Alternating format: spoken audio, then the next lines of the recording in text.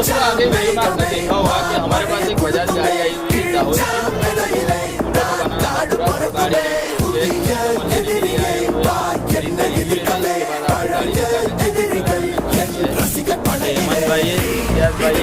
की। मन भाई कैसा लगा काम?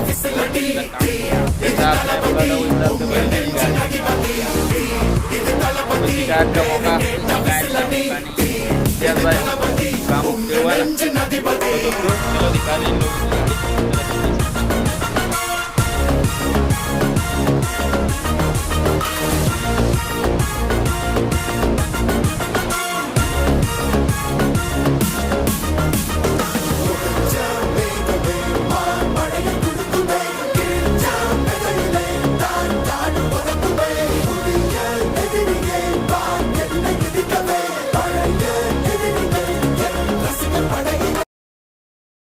तो आपको भी इस तरह से कोई भी काम करवाना हो तो डिस्प्ले पे हमारा कॉन्टैक्ट नंबर दिया हुआ है।